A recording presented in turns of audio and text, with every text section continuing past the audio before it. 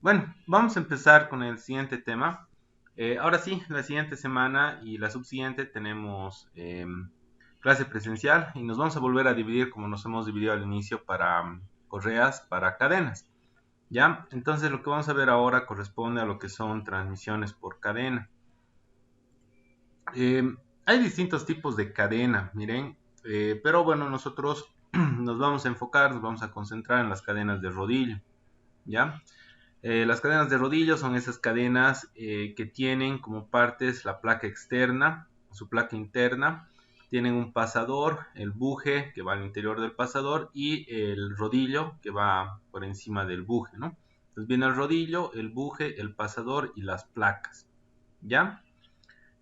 Cada uno de estos elementos tiene distintos tipos de propiedades. En realidad el rodillo es el que soporta los impactos al momento de que la transmisión está trabajando, pero el buje es el que sufre el adelgazamiento por el tema de, que el material del que está hecho no es el mismo del rodillo, ¿no? Es un material menos resistente.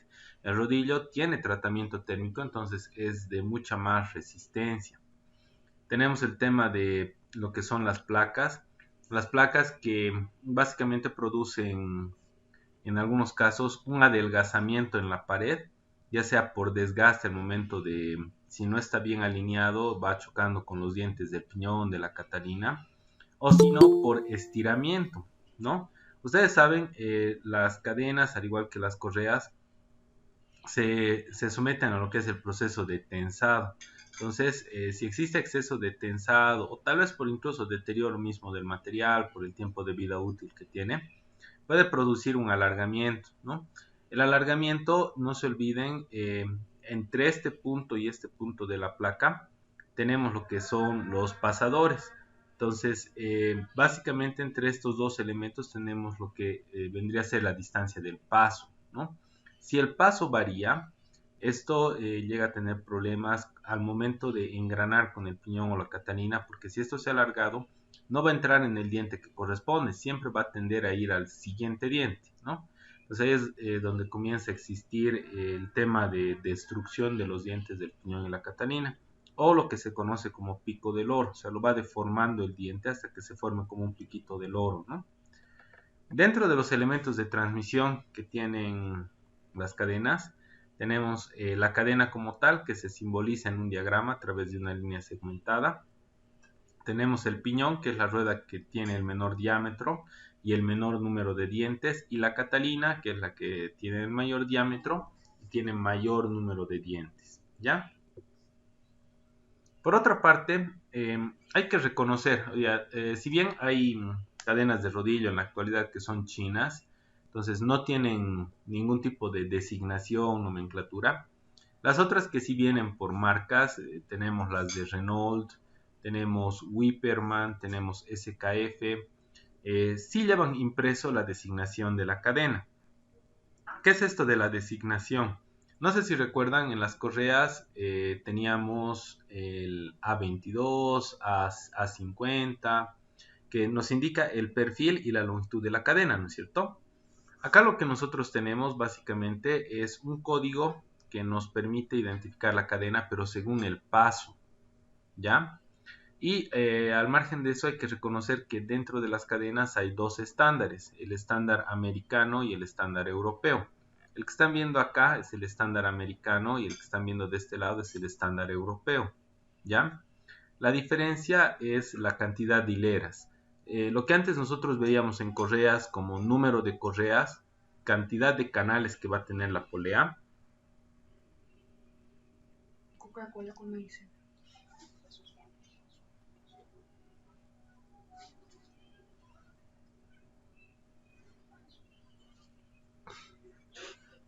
Entonces, tenemos estos dos tipos de designación.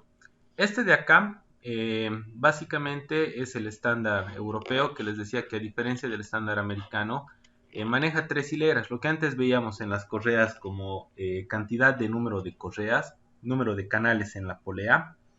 Entonces, en las cadenas se ve como número de hileras. El estándar europeo solo admite hasta tres hileras, una hilera, dos hileras y tres hileras. el estándar americano admite más números de hileras, ¿no?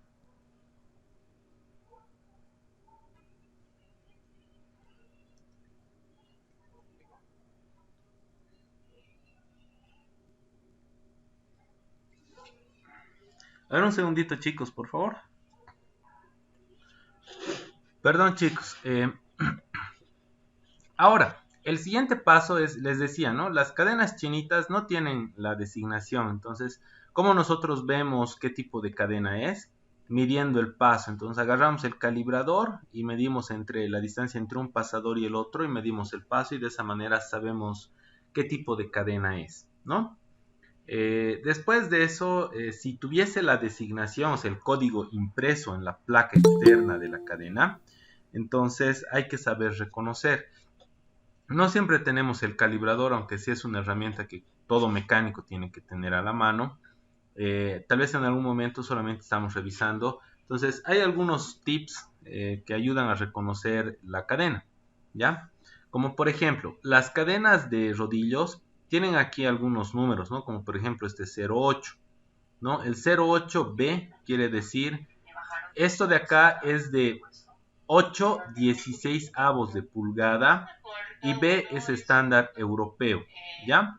Entonces, el 8/16 avos, así como lo están viendo, quiere decir 8 por un 16 avo. 8 por un 16 avo, simplificamos el 8, la octava de 8 es 1, la octava de 16 es 2. Entonces tenemos una cadena que tiene un paso de media pulgada, ¿ya? Entonces es una forma de identificar el estándar europeo. El B nuevamente nos ayuda a indicar de que efectivamente es estándar europeo. El 08 nos ayuda a identificar el paso, ¿ya? En el caso de la cadena según el estándar americano, ya no es en un 16 avos, es en un octavo, ¿ya? Entonces, si yo tengo aquí 40-0, puede ser 40-0 o 40, perdón, o 45. El 0 o el 5, como estamos viendo acá, identifica a la cadena si es cadena de rodillos o si es cadena sin rodillos. El 0 identifica la cadena como cadena de rodillos. El 5 identifica como cadena sin rodillos. El 4, ¿qué quiere decir? Es el 4 en un octavo. Entonces, 4 en un octavo de pulgada para la cadena representa la cuarta de 4,1, la octava de 2, en realidad sería la cuarta, ¿no? La cuarta de 8 es 2, ¿no? Entonces tendríamos igual una cadena de media pulgada. Prácticamente el 4 estaríamos multiplicando por un octavo. Y en este caso, para el estándar europeo, el 8 por un 16avo. Y esto para determinar el paso, ¿no? Entonces, esa es una forma rápida, ¿no? De poder identificar qué paso tiene la cadena. Hasta acá, no sé si tienen alguna duda, tienen alguna pregunta, alguna consulta.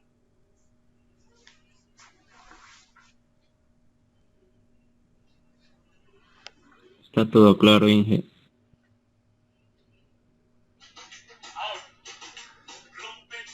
¿Ya? ¿Nadie más? Ese me dijo que tome. Hay que buscar. Ya. Entonces les decía, ¿no? La diferencia entre el estándar europeo admite 3 hileras, el estándar americano admite más de 3 hileras, ¿no? O sea, admite también las 3 hileras, pero puede utilizar más todavía, ¿no? Dentro de los diseños. Después de eso, si nosotros hacemos un análisis y comparamos más o menos en una escala del 1, 2 y 3, más o menos las características que tiene engranajes versus las características que tiene la correa y también la cadena, tenemos más o menos el siguiente resultado, ¿ya? En cuanto a eficiencia, ¿cuál de estos elementos es menos eficiente? ¿No? El 1 vendría a ser la peor ponderación, por así decirlo, el 2 sería un intermedio y el 3 sería una buena ponderación. Entonces, si nosotros comparamos, en cuanto a eficiencia, la correa es el menos eficiente, ¿no? ¿Por qué? Porque produce deslizamiento. Entre engranajes y cadenas, aunque no crean, el engranaje va de forma intermedia y la cadena tiene un buen rendimiento, ¿no? La resistencia al desgaste, en cuanto a resistencia al desgaste, la correa tiene una buena resistencia al desgaste y eso es por la cubierta que tiene. Y en casos especiales vienen también cubiertas especiales con resistencias abrasivas y para ambientes más hostiles, por así decirlo, ¿no? O sea, ambientes que tienen mucha polvareda, son donde hay bastante sol, es bastante seco. Sin embargo, engranajes y cadenas tienen una mayor resistencia al desgaste. ¿Por qué? Por el material del cual están hechos, ¿no? Y porque en algunos casos, en el caso, por ejemplo, de los dientes, tanto del engranaje como de la cadena, se les hace tratamiento térmico, ¿no? Se les hace un tratamiento de endurecimiento. La resistencia al calor, en el caso de los engranajes, es mucho mayor por el tema de la lubricación, ¿no? En el caso de la correa no es tanto así porque no hay ningún elemento que ayude a disipar la temperatura. Y la cadena queda entre medio porque, bueno, básicamente tiene distintos tipos, métodos de lubricación, ¿no? A diferencia de los engranajes. Los engranajes o son sumergidos o utilizan una bomba.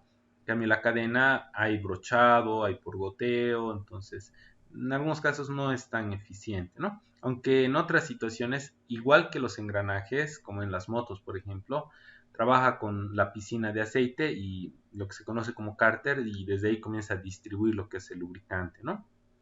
¿Cuál es el elemento que es más elástico? La correa, ¿no? El segundo elemento sería la cadena y el último es el engranaje. El engranaje estamos hablando de elementos que son casi por completo rígidos, ¿no? El rango de potencias de trabajo, en el caso de correa le ponemos un menor rango y en el caso de engranajes y cadenas tienen casi la misma cualidad, ¿no? Ambos pueden transmitir potencias elevadas. En el caso de las cadenas de rodillo, el tipo de lubricante que utilizan no es grasa, ¿no? Y eso se debe a los espacios que nosotros tenemos entre el pasador y el buje y el rodillo. Son espacios bastante pequeños y la grasa por su consistencia no puede ingresar, ¿ya? Entonces se utiliza lo que es el aceite lubricante. Los tipos de lubricación básicamente son 4. El que se conoce por brochado, ¿no? O podemos hacerlo con una aceitera. Es el que generalmente incluso en las bicicletas se utiliza. Es para sistemas de transmisión que no son exigentes, no trabajan un tiempo prolongado, ¿no?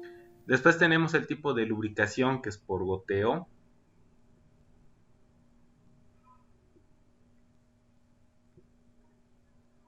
Tenemos el otro que es por salpique, donde tenemos el cárter, tenemos la piscina de aceite y de ahí comienza a transportar el aceite, salpicar por todas partes y de esa manera permite lubricar, ¿no?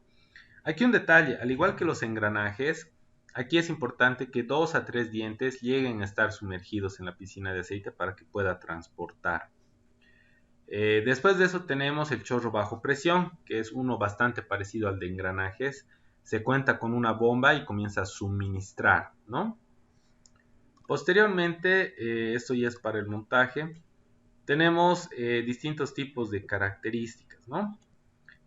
Para el tema de verificación, ¿no? Seguimos manejando los métodos que ya conocemos. Hay que utilizar las reglas de nivel, hay que utilizar la regla metálica larga y buscar los 4 puntos de contacto, ¿no? Ponemos la regla metálica y tenemos 1, 2, 3, 4 puntos de contacto, ¿no? Entonces, por una parte está la regla metálica y por otra está el uso del alineador, ¿no? El alineador lo que hace básicamente es, esto de acá no lo habíamos usado todavía con ustedes porque en el caso de las poleas entra al canal, ¿ya? Y en este caso, como esto no tiene canales, tiene que entrar al costado, ¿ya? Así como están viendo acá. Vamos a utilizar el alineador y esto que se acopla al alineador y va de costado al piñón y la catalina, ¿ya?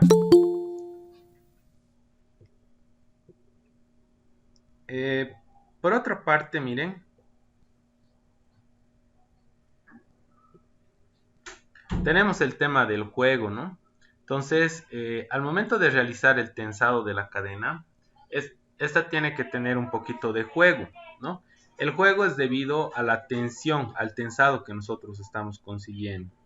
Y el tensado puede variar si estamos trabajando con una transmisión que es de ejes paralelos o estamos trabajando con una transmisión que es de ejes verticales, ¿no? Estos son ejes paralelos, horizontales, y estos son verticales, ¿ya?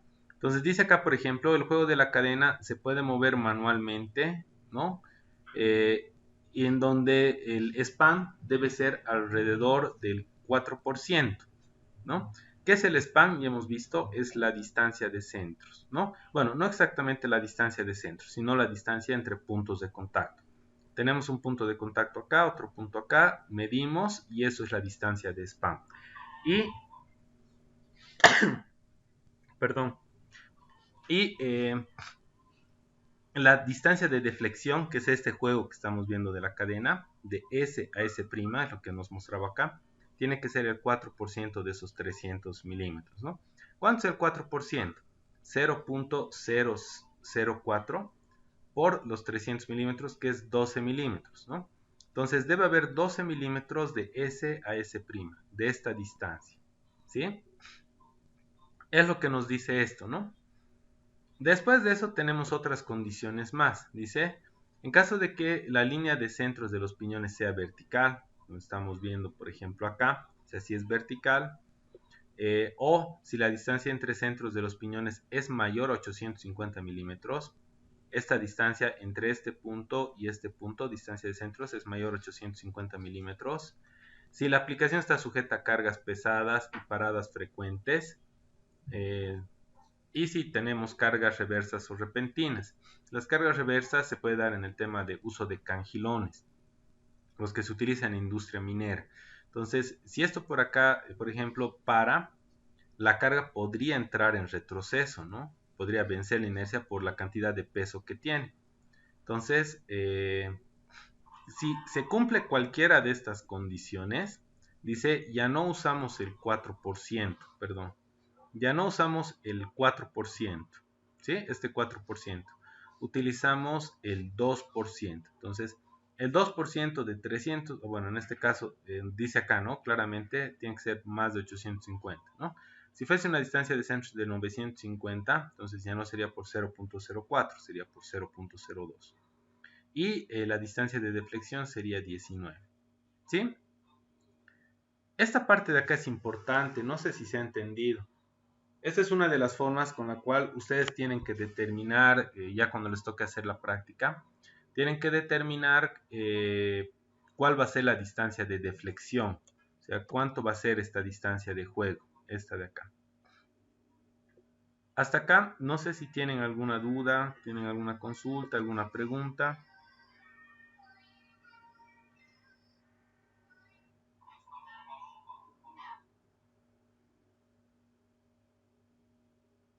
Ya, hasta acá estamos claros. Eh, para instalar la cadena de rodillos nos da algunas recomendaciones, ¿no? Hay que quitar la cadena vieja, limpiar los piñones, comprobar la alineación de los piñones, verificar los piñones para saber si hay desgaste. Hay que revisar los dientes, obviamente. Si tienen la forma de gancho, lo que les decía, el pico del oro, si nosotros colocamos una cadena nueva, la van a dañar. Es por eso que en algunos casos, cuando se hace trabajar un sistema de transmisión ya con una cadena estirada, al momento de hacer el cambio, se hace el cambio de toda la transmisión, ¿ya? Entonces, hay que tener un poquito de cuidado en ese sentido. Hay que poner la cadena nueva, comprobar si hay algún tipo de lubricación que esté utilizando esa cadena y ver que cumpla nuestro diseño con esa lubricación. Hay que poner en marcha la transmisión y después de 24 horas hay que volver a revisar. Lo que pasa es que el material va cambiando, ¿no? Va cambiando al ser un metal nuevo, entonces puede llegar a deformarse de manera inicial. Es por eso que siempre se verifica después de las 24 horas, ¿ya? Eh, Alguna de las fallas, les decía, generalmente se da por el tema de el alargamiento. Esto que dice del 2 al 3% es el alargamiento máximo admisible de la cadena. Si la cadena mide, no sé, 1000 milímetros, le saco el 2% de esos 1000 milímetros, que vendrían a ser como 20 milímetros, y la cadena no puede medir más de 1020, si es que yo estoy usando el 2%. O sea, si comienza a medir 1035, 1040 y estamos fuera del 2 a 3%, entonces esa cadena ya no sirve. ¿Ya? Hay un tipo de cálculo que ustedes han aprendido, con lo que ustedes podrían determinar incluso la distancia de centros. En realidad acá se hace eso. Ustedes tienen la longitud de la cadena. Para el momento de tensar esa longitud de la cadena, que está en milímetros, la pueden llevar a número de pasos, ¿no? Cuántos pasos tiene esa cadena y calcular más o menos qué distancia de centro tiene, ¿no? Es algún tipo de cálculo que seguramente han visto en elementos de máquinas o diseño, ¿ya? Entonces, de esa manera hay que tomar en cuenta un poquito de cálculo para poder identificar el valor de la distancia de centros, ¿no? El desgaste de las ruedas, como les decía, en algunos casos es inevitable. Si se da en alguno de los flancos es por mal alineado. Cuando hay ruido excesivo hay que verificar si está desalineado, si el tensado de la cadena está muy floja, muy tensada. Tal vez no hay mucho lubricante. Los dientes de las ruedas están ya desgastados y es lo que está sonando. Los rodamientos también producen ruido cuando están en mal estado, ¿no es cierto? Entonces también podría ser otro motivo. ¿Qué pasa si la cadena salta sobre los dientes de las ruedas? Existe desgaste en la cadena, el tensado no es el adecuado, entonces está comenzando a chicotear, o sea, tiene muy poco tensado. Mal tallado desgaste de los dientes, y algún desgaste como el pico del oro ya está en alguno de los dientes, no va a permitir que la cadena ingrese bien. El tema de acumulación de suciedad y algún cuerpo extraño, ¿no? ¿Qué pasa si el movimiento de la cadena tiene tirones? Entonces el tensado es escaso, ¿no? Eh, Tiene cargas pulsantes. ¿Qué quiere decir? Que no es una carga variante, no es una carga constante, perdón, sino es una carga variante. O sea, al rato la carga puede ser un valor pequeño y al rato puede ser un valor grande, no es constante, ¿sí? Eh, Finalmente, si se rompe algún diente es porque tenemos una carga muy elevada o ha ingresado algún material extraño que al momento de impactar ha permitido de que el diente se fracture. Hasta acá, no sé si tienen alguna duda, tienen alguna pregunta, alguna consulta.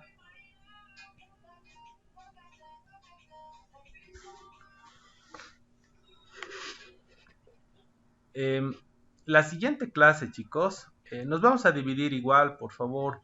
Entonces, nos vamos a dividir igual. La mitad del curso, o sea, el primer grupo, va a venir el día viernes, estoy hablando con fechas, el viernes 5 de noviembre, y el otro grupo va a venir el viernes 12.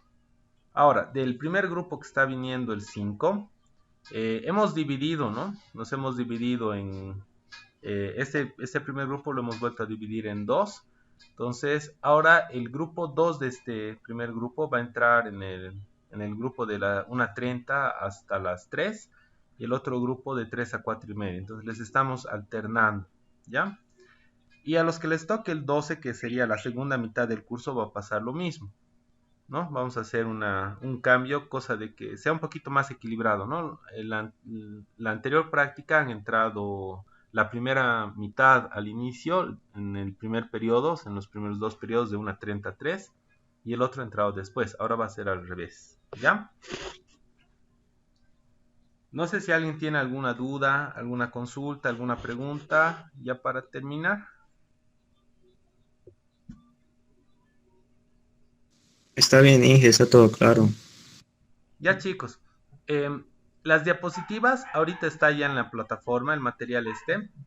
Y un detallito más, les voy a habilitar en el transcurso del día. Creo que ahora sí todos ya están con su plataforma habilitada, ¿no es cierto? Ya no tienen ese problema. Entonces, les voy a habilitar un cuestionario bastante cortito de correas y lo van a tener habilitado en realidad hasta mañana, ¿ya? Entonces, si no alcanzo el día, tal vez mañana en la mañana lo voy a habilitar y van a tener todo el día hasta la medianoche del sábado para que puedan responder, ¿ya?